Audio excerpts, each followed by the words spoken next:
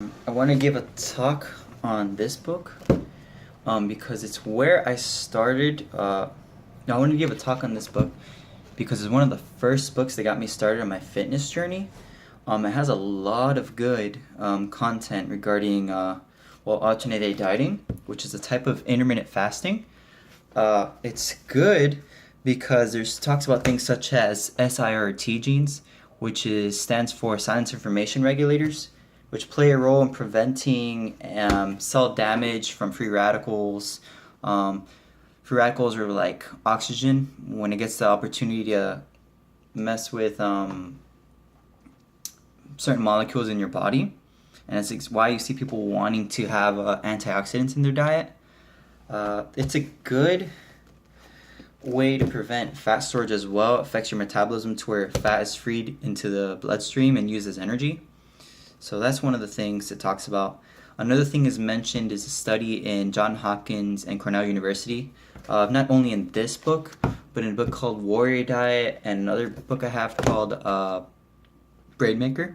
It talks about how in this study they fed mice a caloric restricted diet, and those on the caloric restricted diet compared to the controls live on average 40% longer, which is significant.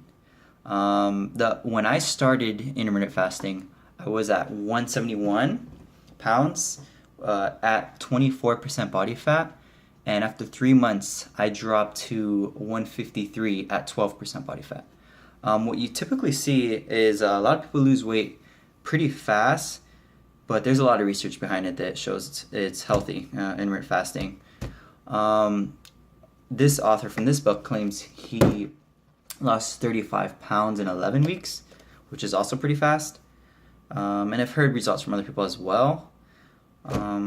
So yeah, that's one of the good benefits. Another thing to mention is when you look at a good book, judging a book to know whether to go by what it says or to incorporate in your life, you want to dissect the information from the book, get what's relevant to you, what you feel you can consistently do, or what makes sense. A good way to figure out which book would be good is to get a book that has sources in the back. You know, it has a good amount of sources, as you can see. Like usually I look to see if it has at least like 100 sources. This one doesn't look like it has quite many as some of the other ones I've seen, but some of them have. I've seen some with 200 sources or more. Also, another thing is following a diet that is consistent, in the sense that not necessarily the diet's consistent, but you can consistently do it. So this alternate day dieting, one of the reasons some people have success on it is because pretty much on this diet, on a certain day you'd eat as much as you want, and on the alternate day or every other day you would eat half as many calories as you normally consume. So it'd be like 50 to 40% of what you normally would eat. And then on the days that you're not restricting your diet, you eat as much as you want.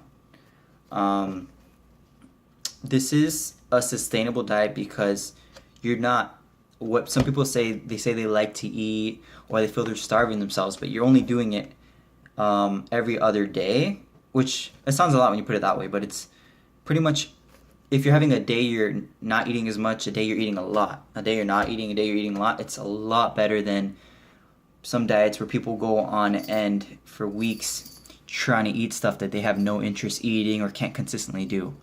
And in fitness, since it's such a long curve, a journey, the best diet, in my opinion, is the one you can consistently do for a long time. It doesn't matter, you can have the best diet, but if you're not consistently doing it, it's worse than a bad diet that you can consistently do. And what I mean by bad diet, I don't mean like a trash diet, but one that's probably not the healthiest, but relatively healthy. So yeah, that's my thoughts on this book. I also post content online on Instagram, on Snapchat, about some of the books I've read. The other book I've read is called The Warrior Diet. I have it over here somewhere on my bookshelf. But yeah, that's what I have to say on